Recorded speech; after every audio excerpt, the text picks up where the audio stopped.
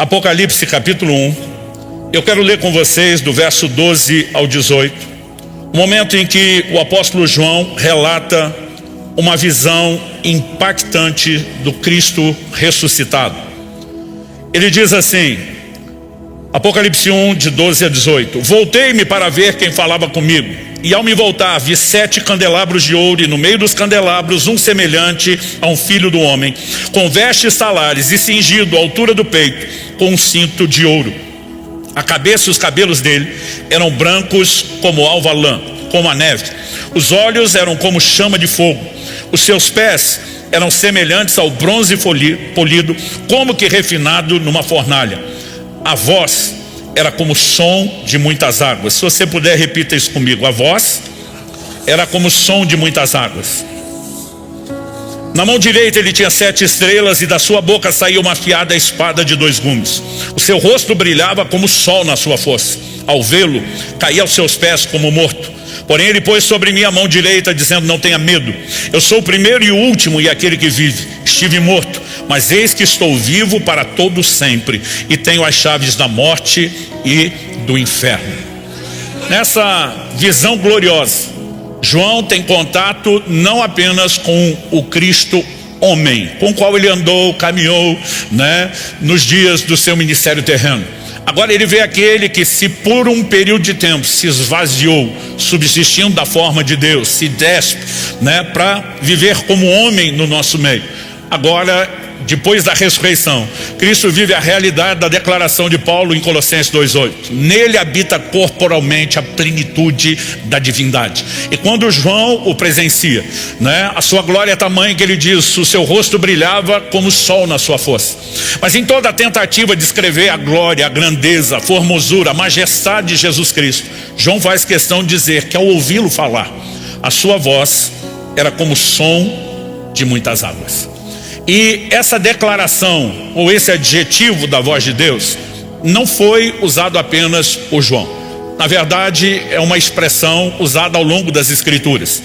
Em Ezequiel, no capítulo 1, no verso 24, quando o profeta fala de uma visão que ele tem dos querubins, ele diz assim: quando eles andaram, ouvi o ruído das suas asas, que era como o som de muitas águas, como a voz do Onipotente. Um som de tumulto como o tropel de um exército.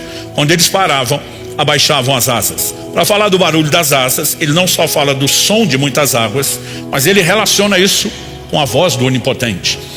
Em Ezequiel, no capítulo 43, verso 2, nós lemos: eis que do lado leste vinha a glória do Deus de Israel. A sua voz era como o som de muitas águas, e a terra resplandeceu por causa da sua glória. Jeremias 51:16, nós também lemos: quando ele faz soar sua voz, está falando de Deus, logo há tumulto de águas no céu.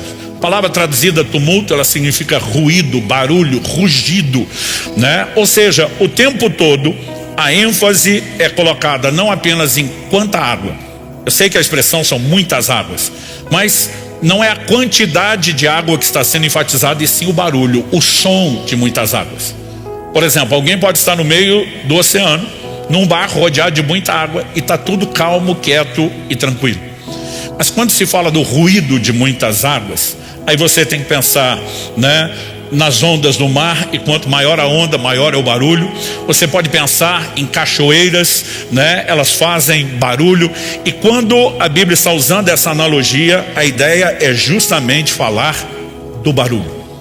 E qual é o ponto de destacar o barulho? Só para dizer que Deus tem pulmão forte, que a voz dele é barulhenta? Não.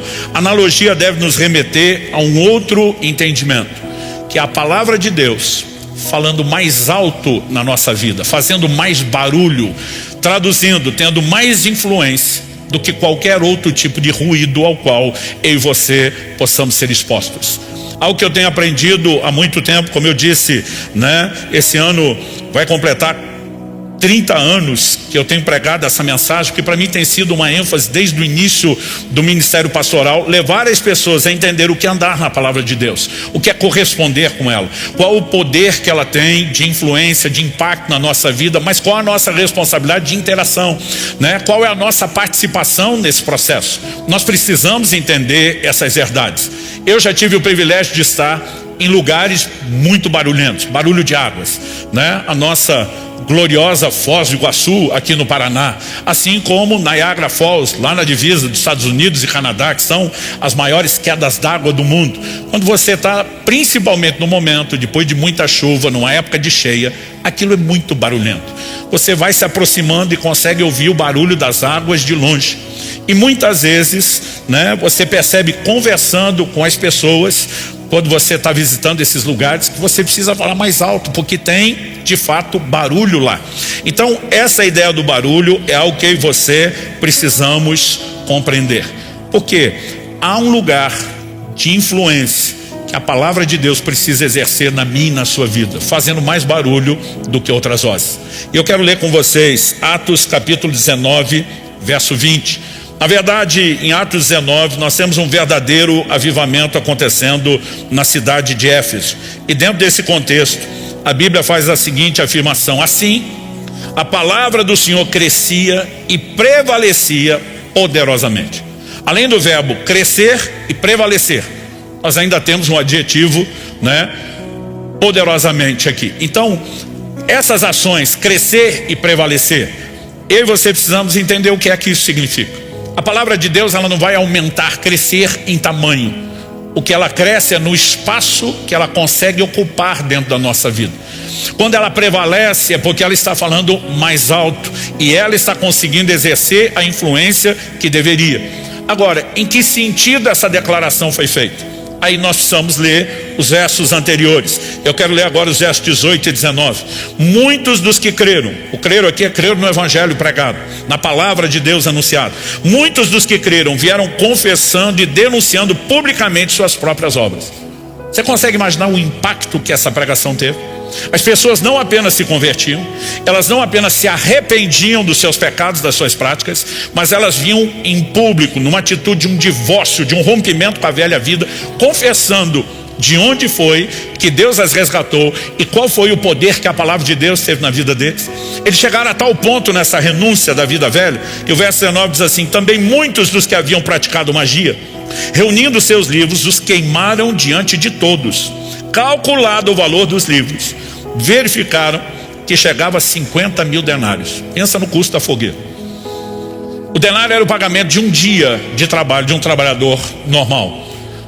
Agora, em uma semana, 6 dias eles trabalhavam, descansavam, se ganhava 6 denários. A média, né, de dias trabalhados variava entre 25 a 26 por mês. 50 mil denários. Ou seja, era tanto livro, aquilo, se tivesse sido vendido, teria gerado recurso, mas eles olharam e disseram: não presta para mais nada. Agora nós temos a revelação da palavra de Deus, ela mudou o curso da nossa vida, e o nível de resposta é extraordinário. Isso significa o quê? O evangelho não apenas foi pregado, mas houve uma receptividade tal à palavra, que nós temos uma descrição disso acontecendo em Éfeso. Éfeso se tornou uma das maiores igrejas da Ásia, ainda na época do pastoreado do apóstolo João, né? Ela teve líderes como Paulo, Timóteo e depois João, um dos 12, o apóstolo amado à frente da igreja. Ela chegou a ter mais de 20 mil cristãos servindo naquela igreja. Através de Éfeso, toda a Ásia foi impactada com a palavra de Deus. Mas a pergunta é: por que o que aconteceu em Éfeso não aconteceu em todo lugar? Porque se a palavra de Deus produzisse resultado de forma automática e espontânea, em todo lugar tinha que ter acontecido a mesma coisa. Mas o que ela encontrou ali, que permitiu que ela não só crescesse, mas prevalecesse poderosamente, foi receptividade, foi interação.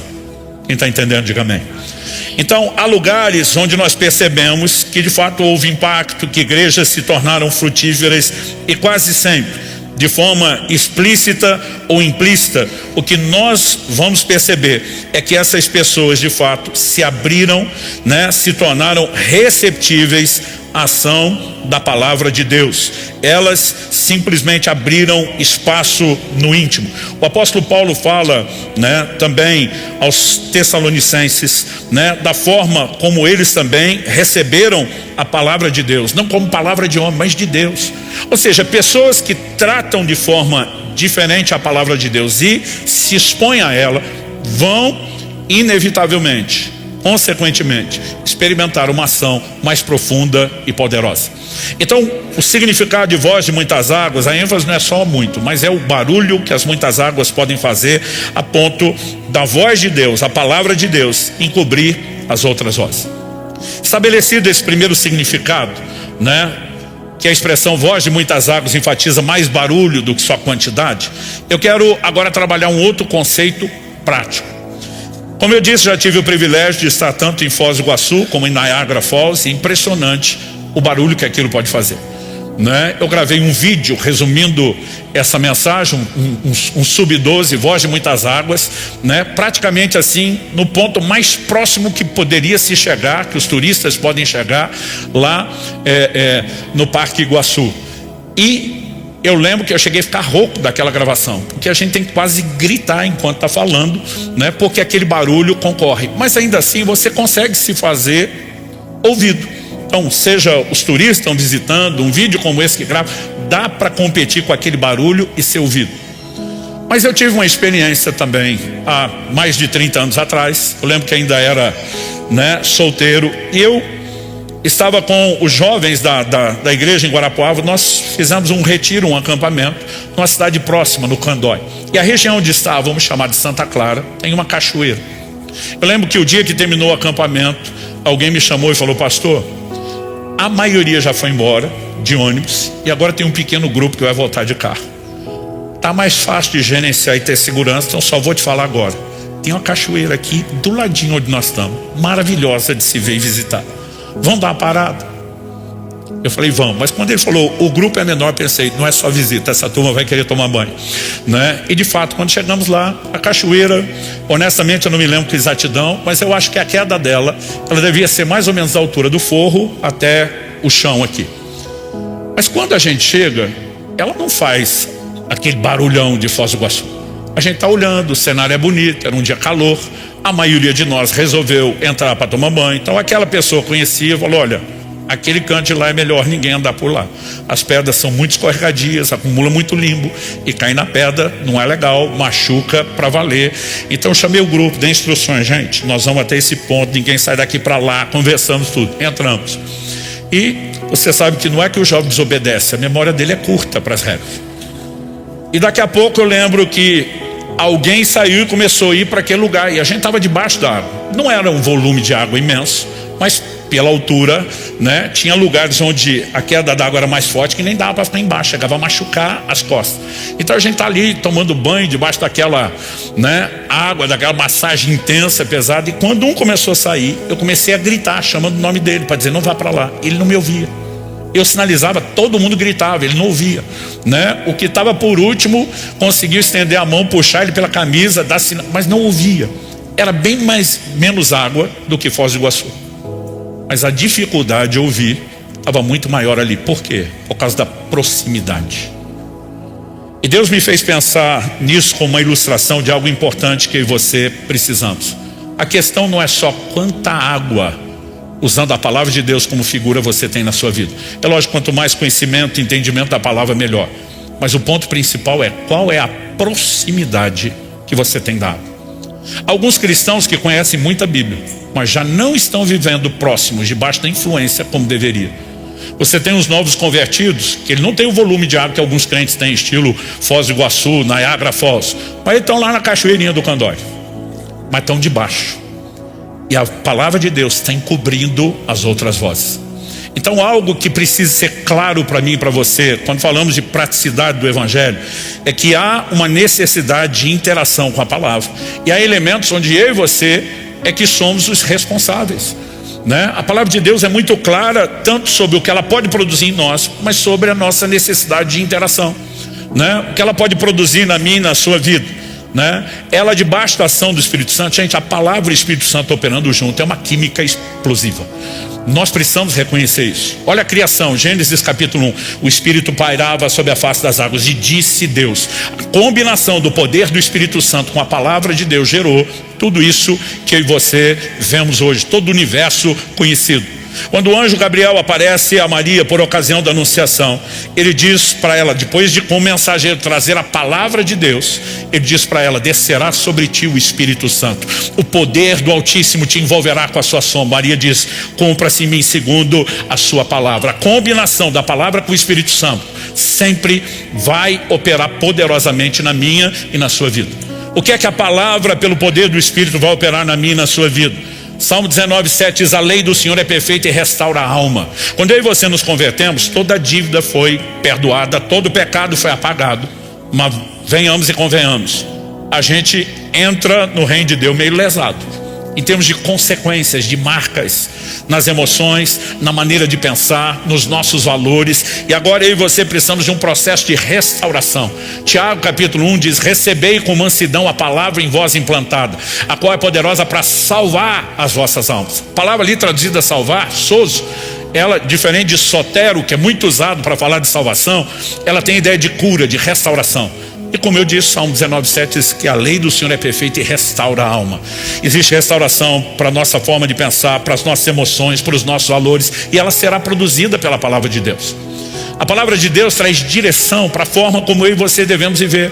Salmo 119:105 diz: lâmpada para os meus pés é a tua palavra, luz para o meu caminho. Por meio da palavra de Deus e o Espírito Santo, Jesus diz, é quem nos faz lembrar as palavras de Jesus. Ele vai dirigir a minha e a sua vida. A palavra de Deus é alimento para o nosso espírito. Não é apenas uma doutrina que precisa estar bem clara no sentido de qual o nosso credo, mas ela nos fortalece, ela nos faz crescer espiritualmente. Em Mateus 4:4, Jesus diz: nem só de pão viverá o homem, mas de toda a palavra que sai da boca de Deus. Ela também gera fé. Romanos 10:17 diz que a fé vem por ouvir e ouvir a palavra de Cristo. Ou seja, como imaginar a capacidade de ser bem sucedido em qualquer área da vida cristã sem o recurso da palavra de Deus operando na minha e na sua vida, pelo poder do Espírito Santo e com aquele toque personalizado?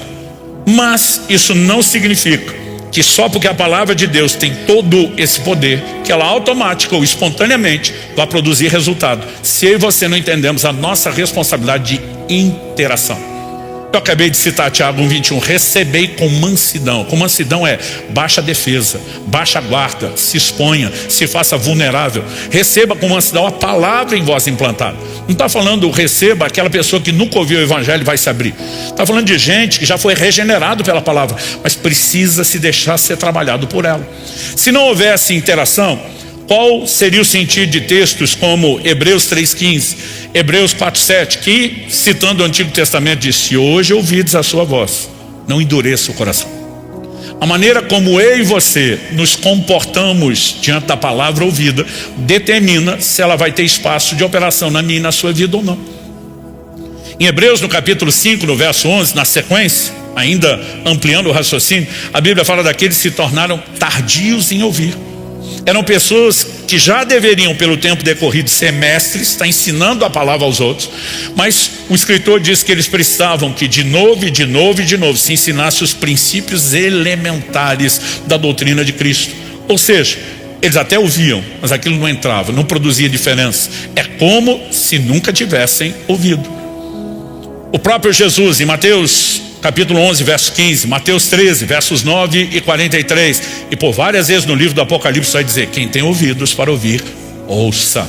Ele não está falando do ouvido natural, ele está dizendo: preste atenção, porque a maneira como você vai ouvir determina o resultado da palavra. Aliás, isso em essência é a mensagem da parábola do semeador.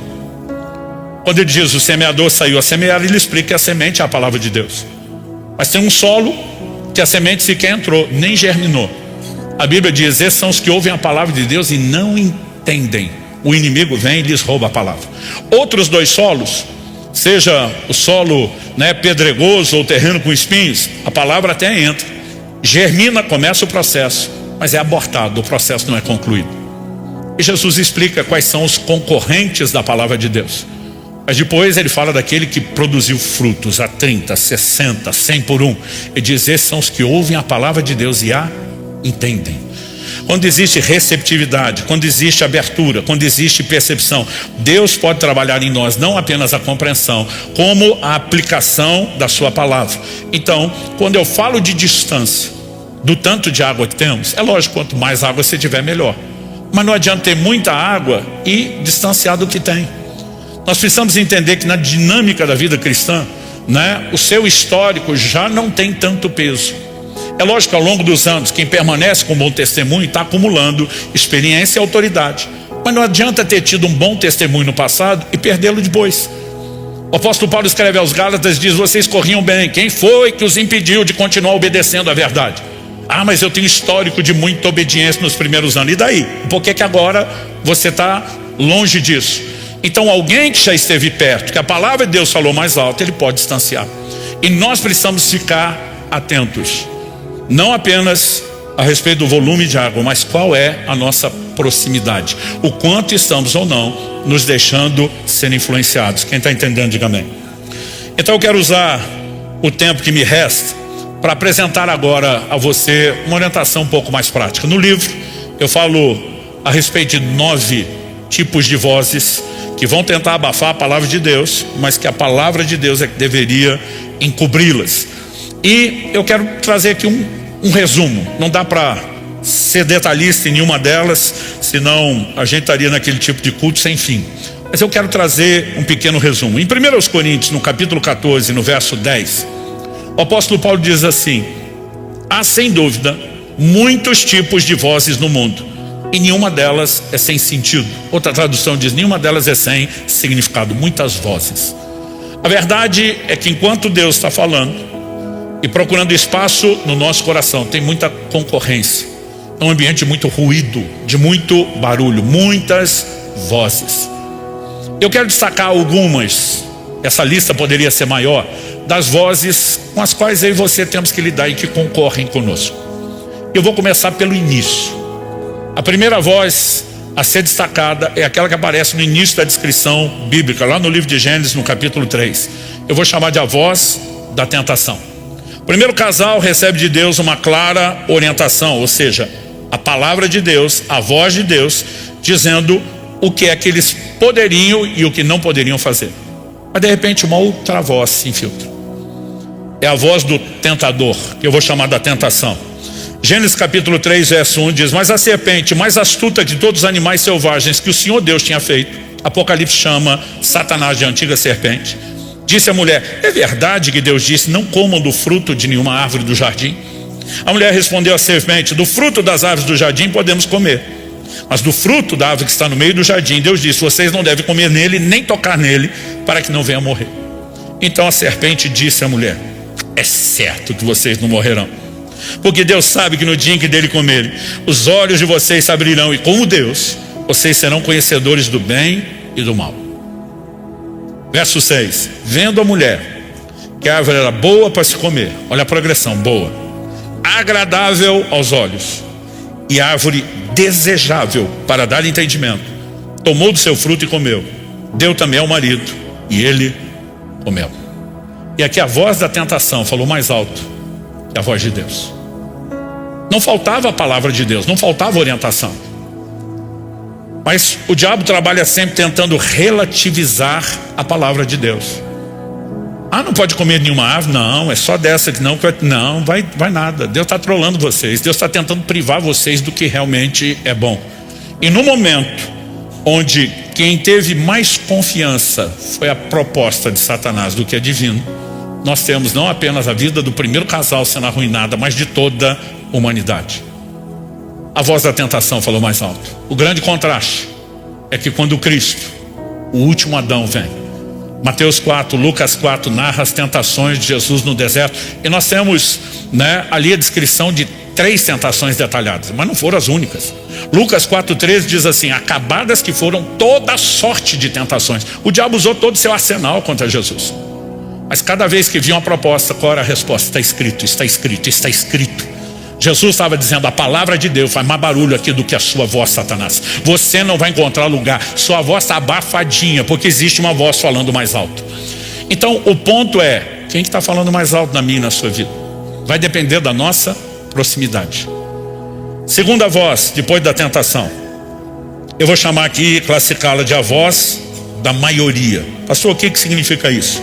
Êxodo 23, 2 diz: não siga a multidão para fazer o mal, E num processo não deponha com a maioria para torcer a justiça. Há uma pressão enorme sobre mim, sobre você, que somos seres sociais. Há uma busca muitas vezes inconsciente de aceitação. Tanto que uma linguagem que as crianças aprendem a usar logo com os pais quando quer fazer algo proibido é: mas todo mundo está fazendo.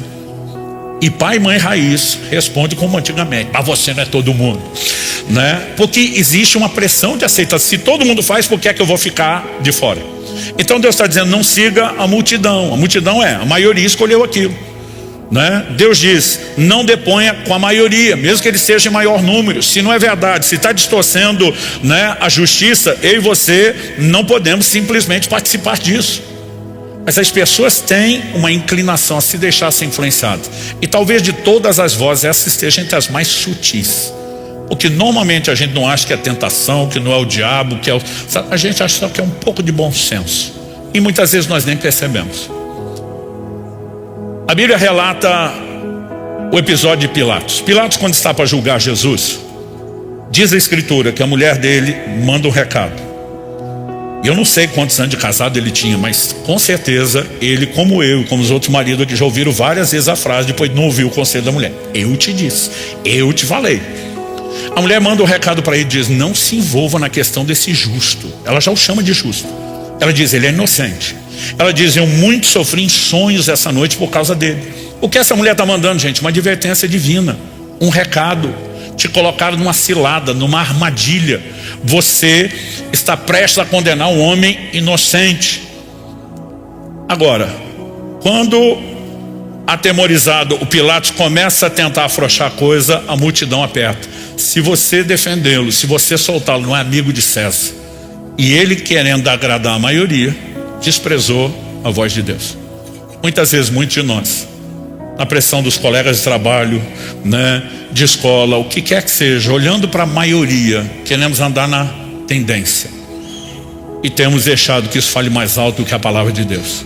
Todos nós temos direito à escolha, né? Para mim é evidente que Pilatos, quando condena Jesus, acaba servindo a um propósito divino, mas ele não era obrigado a fazê-lo. Ele não foi predeterminado a isso. Deus ainda manda o alerta, dizendo: você está para errar.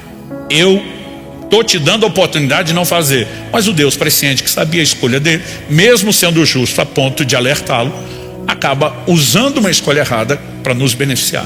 Mas é diferente daí você querer dizer que Pilatos só tomou essa decisão porque Jesus tinha que morrer por mim e por você. Nós podemos perceber nesse desenho que alguém pode deixar que a voz da maioria fale mais alto do que a palavra de Deus, mas na minha e na sua vida nós temos que agir diferente. Quando Daniel e seus amigos vão para a Babilônia, eles agem diferente. Todo mundo está comendo comida impura, mas nós não vamos comer. Todo mundo está dobrando diante da estátua, mas nós não vamos dobrar, porque aqui a palavra de Deus fala mais alto. Quem está entendendo? Terceira voz, a voz da dúvida. Quando o apóstolo Pedro anda sobre as águas, e para mim eu acho isso uma figura linda, extraordinária. As pessoas às vezes me perguntam: pastor, qual uma boa definição de fé que o senhor pode dar? Eu falei: a melhor já está lá na Bíblia, Hebreus 11:1. A fé é a certeza das coisas que se esperam, a convicção das coisas que não se veem. Mas se for tentar explicar de outro jeito, usando o texto de Pedro, eu digo para as pessoas: fé é ficar olhando para Jesus na hora da tempestade. Mas se você quer minha definição de dúvida, fé é olhar para a onda, para o tamanho da onda, para a força do vento na hora da tempestade. O apóstolo Pedro vive uma experiência, né, extraordinária. O Senhor Jesus vem andando sobre as águas, estão apavorados, gritando: é um fantasma. Imagino que até crente hoje em dia, se estivesse lá, já estaria dizendo: está amarrado em nome de Jesus, porque a primeira coisa que passou na cabeça deles não era Nosso Senhor apareceu.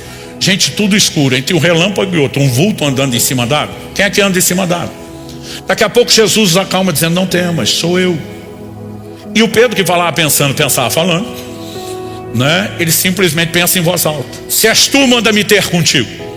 E tem uma lógica no que Pedro está falando. Se meu Senhor se move sob as tempestades da vida, eu, como discípulo, também quero mover. E a hora que ele fala: se és tu, manda-me, Jesus diz: vem. Então o justo não é dizer que Pedro andou em cima d'água, porque aquilo não é uma plataforma sólida. Em algum momento nós vemos também que ele começou a comprometer aquilo. O justo é dizer que Pedro andou sob a palavra de Jesus. Manda-me ter contigo. Quando ele age sob a palavra, ele caminhou. Mas quando começou a olhar à volta, imagino um raciocínio na cabeça de Pedro, mais ou menos: olha, andar na água tudo bem, mas tinha que ser agora. no escuro, no meio de uma tempestade, com esse mar agitado. Aliás, tenta imaginar Pedro andando em linha reta, mas ainda subindo e descendo, né? Naquele momento que ele se deixa ser afetado pelas circunstâncias, a Bíblia diz que ele começou a afundar. Porque preste atenção, a fé e o medo, a fé e a dúvida não dividem o mesmo espaço. Onde um entra, o outro sai. Se a fé entra, o medo sai. Se o medo entra, a fé sai. E no momento que ele começa a ver que está abortando o processo, ele faz a oração mais rápida que um crente pode fazer na hora do desespero. É aquela que não dá nem para enfeitar Deus de Abraão, Isaac, Jacó, nada disso. Ele fala: socorro! Senhor, socorre-me. Jesus o toma pela mão. Eu acho engraçado que a turma malha o Pedro. Afundou. Eu digo: mandou. A maioria nunca saiu do barco e andou 2 vezes, a ida e a volta. Vamos lembrar disso. E depois de Jesus socorrer, ele pegaram pela mão. Eles não voltaram para o barco nadando, voltaram caminhando. Mas o que isso me ensina? Qual voz vai prevalecer na sua vida? Nós falamos antes que a fé vem por ouvir a palavra. Mas preste atenção, a dúvida também vem por ouvir, mas não a palavra, as outras vozes. Quando aqueles 2 espias, Josué e Caleb, voltam diante do povo e começam a empolgar: a terra é boa, né? Nós vamos possuí-la, o Senhor está conosco. Os outros 10: não, a terra é boa, mas não é para o nosso bico, não vamos dar conta. A Bíblia diz que eles derreteram o coração do povo. A dúvida também vem por ouvir um relato contrário à palavra de Deus. E minha pergunta é: a quem você está dando ouvidos? Porque isso vai determinar o resultado, se você vai andar em fé ou na dúvida. Sem fé é impossível agradar a Deus. Sem fé ninguém recebe nada de Deus. E aí precisamos escolher quem vamos ouvir, porque será determinante se andaremos na fé ou na incredulidade. 4ª voz, a voz da ganância. Em Lucas 18, versos 22 e 23, a Bíblia fala de um jovem rico que procura Jesus. Interessante quando você vai somando, né, frases e detalhes de cada evangelho. É impressionante a forma como esse camarada parecia ter um coração aberto para Deus. Ele chega para Jesus e pergunta: mestre, o que é que eu faço para herdar a vida eterna? Está preocupado com a salvação. Jesus diz: guarda os mandamentos. Ele falou: tenho feito isso desde a minha juventude, estou andando há muito tempo. Um dos evangelhos diz que Jesus, olhando para ele, o amou. Ou seja, o que Jesus vai falar agora é fruto do amor. Eu estou dizendo isso porque tem uns crentes que parece que lê lá: Jesus o trollou, como se estivesse tentando sabotar a Bíblia. Jesus o amou, diz assim: se queres ser perfeito, mais do que salvo, seu coração está desejando algo mais profundo, Jesus disse: tem uma proposta para você. Isso não significa que é a proposta para todo crente, mas foi feita para ele. Vai, venda tudo que você tem, dá aos pobres, e depois vem e me siga. O me siga aqui não é só crer em Jesus. Jesus deu a esse jovem uma oportunidade de ser parte de um time, de uma equipe apostólica que iria chacoalhar o mundo, né, e mudar a história da humanidade. Mas a Bíblia diz que ele vira as costas para Jesus e vai embora, triste, porque ele tinha muitas propriedades. E aí de repente ele diz: aí também não. Alguém que já obedecia os mandamentos, que aproxima de Jesus dizendo: eu tenho fome por mais, interesse por mais. Você não pode dizer que era alguém totalmente desconectado de Deus. Mas na hora que Jesus faz uma proposta específica, quem falou mais alto? A voz da ganância. E eu e você precisamos nos questionar, né? Quem está falando na nossa vida? Quando Jesus fala da parábola do semeador dos espinhos que crescendo sufocaram a ação da palavra, ele fala os cuidados do mundo, a sedução das riquezas, e ele também fala dos prazeres da vida. Nós não percebemos o quanto muitas vezes isso está sufocando a ação da palavra, mas se a gente estiver próximo da água o suficiente, ela vai falar mais alto e ela é que vai sufocar as outras vozes. Isso é uma escolha que cada um de nós terá que fazer. Quando olhamos para afirmações como 1 Timóteo capítulo 6, versos 9 e 10, eu e você precisamos entender que a própria palavra que gera fé, ela tem promessas de provisão e prosperidade. Mas a mesma palavra que mostra que Deus quer nos abençoar nessa hora, também faz advertências para que a gente não se deixe ser enredado. Deuteronômio 8:10, por exemplo, o Senhor diz para aquela geração que sai do Egito e iria entrar em Canaã: vocês comerão, se fartarão, louvarão o nome do Senhor seu Deus. Está dizendo: eu tenho abundância para vocês. Mas na sequência ele diz: mas tenham cuidado, para que depois de terem comido, estarem fartos, depois de terem prosperado, que vocês não se esqueçam do Senhor seu Deus. E 1 Timóteo 6, que eu mencionei a referência e não o texto, nos versos 9 e 10, fala daquelas pessoas que querem ficar ricas, elas caem em tentação, em laços, concupiscência. A palavra concupiscência significa desejos, né, loucas, nocivas. E ele vai dizer que muitos, nessa cobiça, traspassaram-se a si mesmos com muitas dores, se desviaram da fé, porque a Bíblia diz: o amor ao dinheiro é a raiz de todos os males. Ele em si não é necessariamente bom ou ruim. Salmo 62:10 diz: se as suas riquezas aumentam, não ponha nelas o coração. Eu sempre digo que o problema não é o crente ter dinheiro, o problema é quando o dinheiro tem o crente. Agora, o amor ao dinheiro, uma exposição ao nível de influência que ele possa oferecer, pode sufocar completamente a ação da palavra de Deus na nossa vida. E nós vamos ter que fazer escolhas no dia a dia. O jovem rico deixou a voz da ganância, da avareza falar mais alto, né? Da cobiça. E você, precisamos entender que esse é um exemplo a não ser seguido, e precisamos deixar a palavra de Deus falar mais alta na nossa vida, para que não sejamos gente como Balaão, que a Escritura diz: amou o prêmio da injustiça, fez a escolha errada. Recentemente, na série de mensagens aqui sobre os pecados da língua, eu falei sobre isso, e eu quero destacar uma voz que é uma realidade com a qual nós temos que lidar: a voz dos mexericos. Levítico capítulo 19 nos faz duas afirmações, uma no verso 16, a outra no verso 17. No verso 16 a Escritura diz assim: não ande com mexeriqueiro no meio do seu povo, nem atente contra a vida do próximo. Aqui Deus está dizendo: não fale. Mas agora no verso seguinte, o 17, a Bíblia diz: mas repreenda-o e não incorra em pecado por causa dele. Ou seja, quem não repreende o mexeriqueiro vai pecar por cumplicidade. Tem gente que o pecado dele não é da língua, é do ouvido.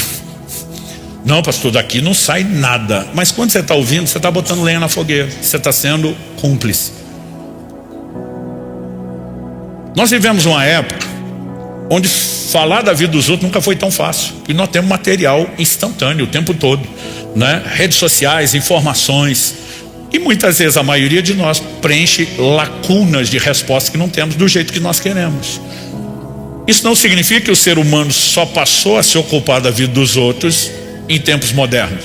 A diferença é que nós temos mais recurso, uma capacidade melhor de fazer isso. Antigamente os outros só podiam falar da vida dos outros quando se encontravam. Hoje a gente pode mandar mensagem, pode antecipar, né? Então assim, nós temos um ambiente mais favorável, mas o problema é a natureza. E eu e você precisamos ser cautelosos. Deus está dizendo: não dê ouvidos a isso.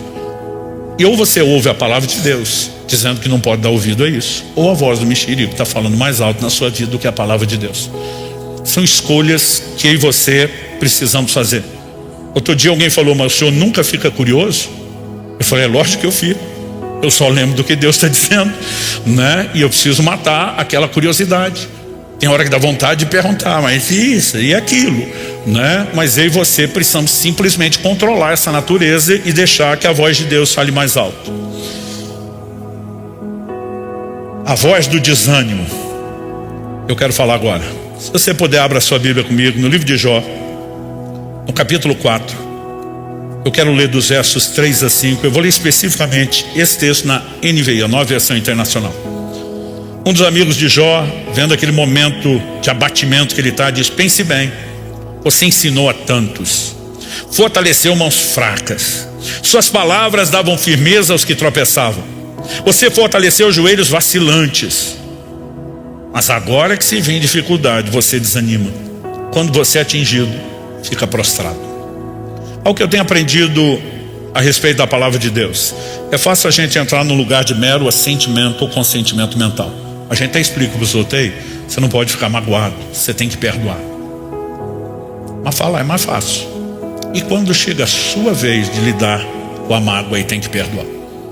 O amigo dele está dizendo: ei, você fortaleceu as mãos cansadas, os joelhos, né, vacilantes, você deu firmeza aos que tropeçavam, mas agora chegando sua vez você desanima.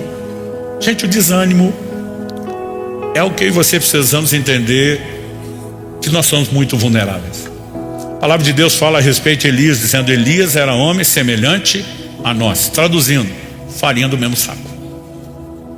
E pensa no cara na Bíblia que você pode chamar de bipolar, é o Elias. Uma hora está fazendo descer fogo do céu, ver a nação de Israel cair de joelho, gritar: só o Senhor é Deus. Daqui a pouco está dizendo para Deus: me tira a minha vida. curioso é que o momento em que ele faz a oração é porque Jezabel, a rainha, a esposa do rei Acabe, ameaçou matá-lo.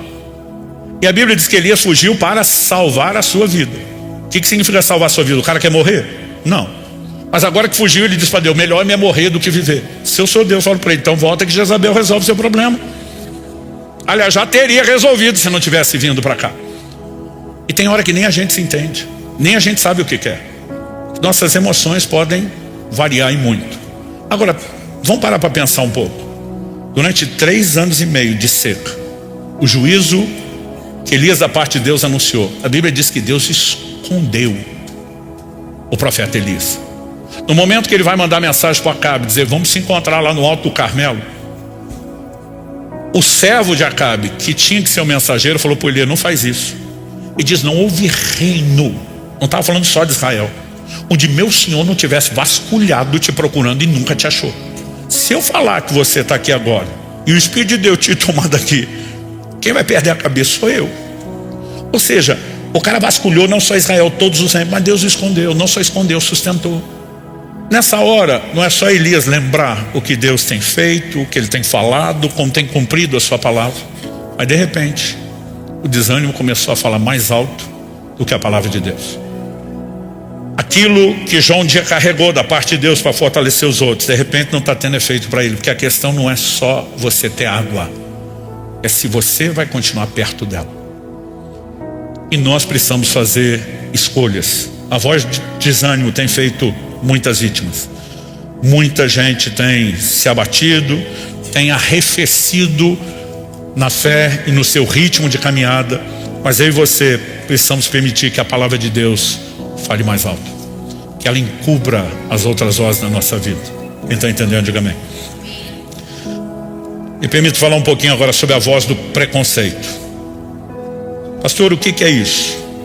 O apóstolo Pedro, em Atos no capítulo 10, a Bíblia diz que ele estava hospedado numa casa em Jope, e a Bíblia diz que ele estava com fome. E os irmãos foram preparar comida. Gente, naquela época não tinha comida instantânea. Você vê, por exemplo, Abraão, quando resolve preparar um cabrito para os anjos que estão visitando, que ele não sabe que é anjo, chama o criado, manda pegar no rebanho, vai matar, vai esfolar, vai cortar, temperar, vai acender o fogo, que não era fogão a gás. O processo não era rápido. Enquanto o povo foi preparar a comida, Pedro falou: vou orar. Esse negócio não ia ser rápido. Acho que Deus aproveita o contexto, Pedro com fome, esperando a comida. Enquanto Pedro está orando no telhado da casa, a Bíblia diz que sobreveio-lhe um êxtase, e ele tem uma visão. A visão desce um lençol com todo tipo de animais. E Deus diz para Pedro: levanta, mata e come. Interessante, Deus fala isso bem na hora da fome. O que é que Pedro responde para Deus? É Deus falando com ele: de modo nenhum, Senhor, porque nunca entrou nada impuro na minha boca. Do que é que Pedro está falando?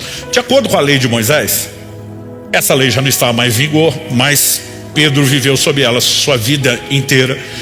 Havia uma série de animais considerados impuros. Jesus, os evangelhos são claros em dizer que Jesus declarou puro todos os alimentos. Isso mudaria, né? Hebreus 7:2 diz que onde há mudança de sacerdócio, há mudança de lei. Mas naquele momento Pedro está dizendo para Deus: nem o Senhor vai me fazer mudar certos padrões adotados.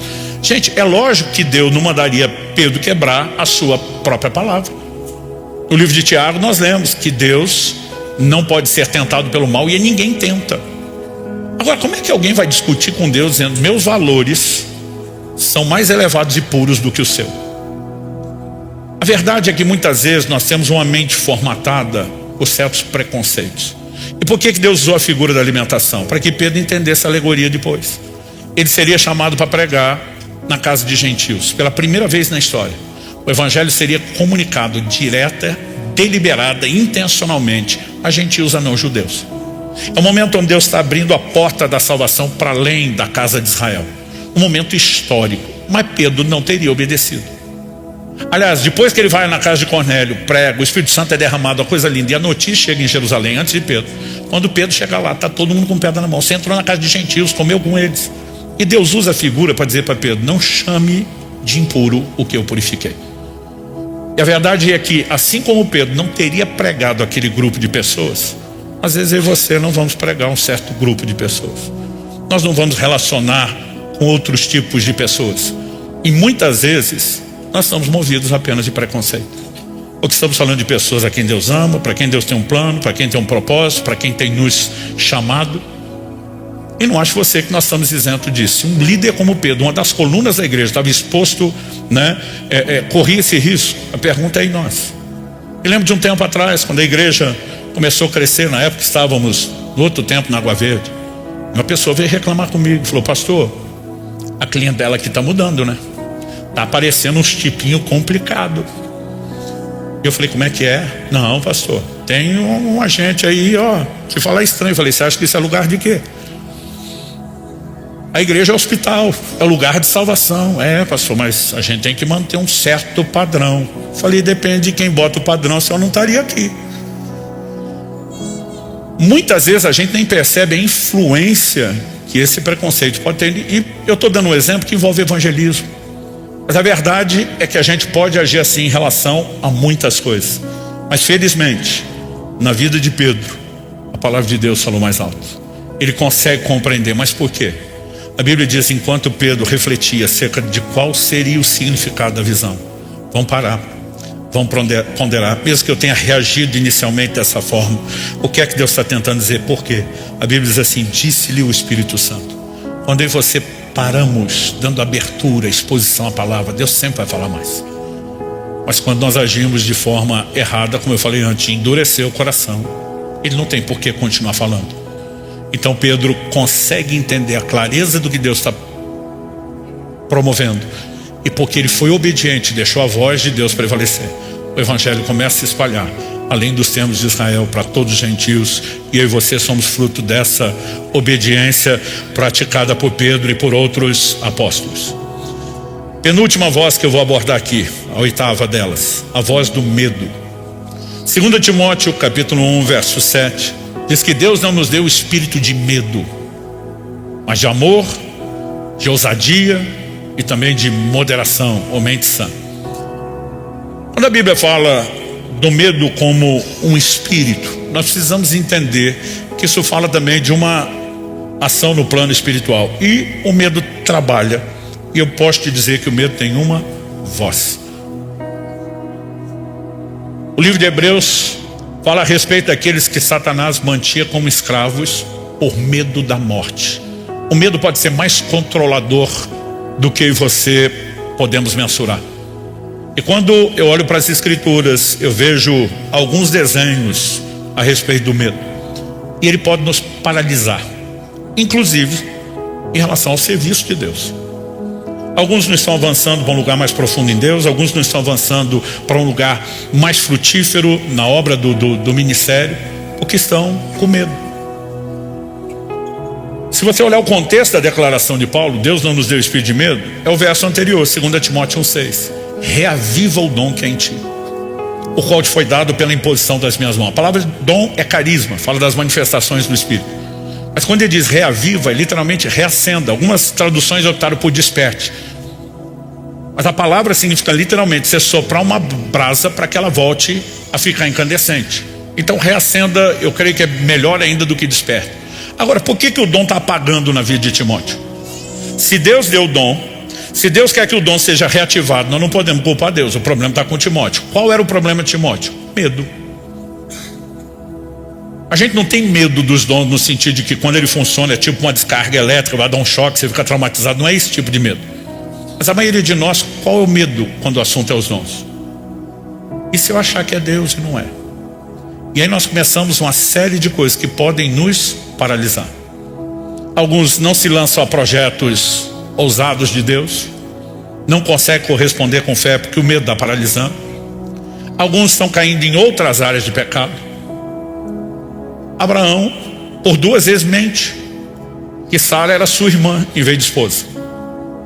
Tecnicamente, de acordo com a mentalidade de alguns interesseiros manipuladores, ele falou meia verdade, porque a Bíblia diz que eram irmãos por parte de mãe. Não havia leis por parte de pai, mas não de mãe. Não havia leis naquela época que definia esse tipo de relacionamento como incestuoso. Então ele simplesmente explora uma parte. Mas deixa eu te dizer, enquanto alguns chamam de meia verdade, eu prefiro chamar de meia mentira. Porque a Bíblia diz que mentiu. Mas mentiu por quê? Estava com medo. Agora, Deus já tinha dito para ele: eu sou o seu escudo. Deus está dizendo: sou eu que te protejo e te guardo. Ou seja, você não precisa mentir para se proteger. Mas em algum momento o medo falou mais alto do que a voz de Deus. E eu e você precisamos ser cautelosos, para que o medo não nos paralise e para que a palavra de Deus fale mais alto. Isso envolve rendição à palavra de Deus. Última dessas vozes que a gente trata detalhadamente no livro, a voz do comodismo. O que eu tenho descoberto é que na época moderna nós temos um volume e um padrão maior de comodidade e conforto. Mas o ser humano sempre foi tendencioso a querer isso. Nos dias do período pós-exílio de Babilônia, quando a nação, depois de 70 anos ausente, os judeus estão voltando para casa, né? Você pega livros como Esdras, Neemias, que falam exatamente sobre esse período, a reconstrução do templo em Jerusalém, dos muros da cidade. Deus está desafiando o povo a participar do projeto de reconstrução do templo, mas eles não queriam se envolver. Se você der uma olhadinha no que está acontecendo lá, o livro de Ageu, ele nos faz uma declaração muito específica. Ageu capítulo 1, eu vou ler do 2 ao 4. Assim diz o Senhor dos Exércitos: esse povo diz: ainda não chegou o tempo em que a casa do Senhor deve ser reconstruída. Por isso a palavra do Senhor veio por meio do profeta Ageu, dizendo: acaso é tempo de vocês morarem em casas luxuosas, enquanto esse templo permanece em ruínas? É impressionante o nosso poder de dar desculpa. Deus está levantando os profetas, chamando todo mundo para a reconstrução da casa. Não chegou o tempo, não é a hora. Por que eles estão dizendo isso? Eu diz: enquanto minha casa está em ruínas, vocês estão morando em casa luxuosa. Vocês estão focados no que é bom para vocês. Nenhum de vocês quer sacrificar tempo, recurso, hora de trabalho para fazer o que eu preciso. Isso é bem a gente. Pastor, eu preciso mesmo evangelizar? Por que vocês ficam botando essa pressão de compartilhar fé, de tem que liderar? Outro dia falou: a igreja virou um lugar de opressão. Eu falei: não, a igreja é um lugar de obediência. Nós temos uma grande comissão, uma ordem de Jesus, não é a grande sugestão, é a comissão: ide, prega o evangelho, faça discípulo das nações. Atualmente a gente pode tirar o Czinho e dizer que virou a grande omissão, porque a gente não quer fazer. Mas não quer fazer por quê? Eu quero cuidar de mim, eu quero cuidar das minhas coisas, nós estamos o tempo todo atrás de comodidade. Só que se quem pregou o evangelho para você tivesse sido cômodo, você não estava salvo hoje. E a comodidade é quando a gente olha só para a gente de forma egoísta. Nunca vai haver altruísmo, sacrifício, se a gente não deixar a palavra de Deus mexer conosco. Só qual o problema? O problema é que os caras dizem: não vamos perder nosso tempo, nem recurso e energia lá, porque a gente quer o melhor aqui, mas isso nunca dá certo. Olha o que Deus diz, versos 5 e 6, continuando, Ageu 1. Portanto, assim diz o Senhor dos Exércitos: considerem o que tem acontecido com vocês. Vocês semearam muito e colheram pouco. Comem, mas isso não chega para matar a fome. Bebem, mas isso não dá para ficarem satisfeitos. Põem roupa, mas ninguém se aquece. E o que recebe salário, recebe para colocá-lo numa sacola furada. Insuficiência. Deus está dizendo: vocês não me dão tempo e não prosperam no que fazem, porque eu não posso abençoar o que vocês estão fazendo. Mas o povo é chamado não só ao arrependimento, mas a uma mudança de atitude. Em Ageu, no capítulo 2, a partir do verso 15, nós lemos o seguinte: agora considerem tudo o que aconteceu desde aquele dia. O que é aquele dia? É o ponto da virada. Antes de vocês terem começado a colocar pedra sobre pedra no templo do Senhor. Ou seja, agora eles vão ouvir a voz de Deus, vão se dispor a trabalhar em prol da restauração do templo. Antes daquele tempo, alguém vinha um monte de trigo esperando encontrar 20 medidas e havia somente 10. Vinha ao lagar para tirar 50 medidas, havia somente 20. Eu seria com queimaduras, com ferrugem, com granizo, em tudo que vocês fizeram, mas não houve entre vocês quem voltasse para mim, diz o Senhor. Por isso, desde o dia de hoje, desde o 24º dia do mês nono, Deus está dizendo, pode anotar aí na folhinha, no calendário. Desde o dia em que foram lançados os alicerces do templo do Senhor, considere o seguinte: ainda há sementes no celeiro? A resposta era não. Além disso, a videira, a figueira, a romazeira e a oliveira não têm dado frutos, mas desde hoje em diante eu abençoarei vocês. Deus está dizendo, se você deixar o seu comodismo, você vai ter mais resultado do que quando só pensa em você. Se você deixar seu egoísmo, eu vou te abençoar mais. Pedro tentou pescar a noite inteira, não pegou nada. Dia seguinte, Jesus chega no auge da frustração, do negócio ruim, fala para ele, posso usar seu barco? Jesus estava não só se afastar da multidão pela pressão, mas por questões técnicas, acústicas. A Bíblia fala de Jesus do sermão do monte, diante do mar da Galileia, que é um grande lago. Por quê? Porque questão acústica. Eles não tinham aparelho de som como eu e você temos. E Jesus falava para milhares de pessoas. Então o formato das arenas antigas já eram esses barrancos. Mas quando você ainda tem água atrás de você, normalmente o vento está soprando em direção à terra. E Jesus usa o barco de Pedro, comunica a palavra a todo mundo. O cara já está sem resultado, ainda vai perder mais um tempão com o barco cedido para Jesus sem produzir.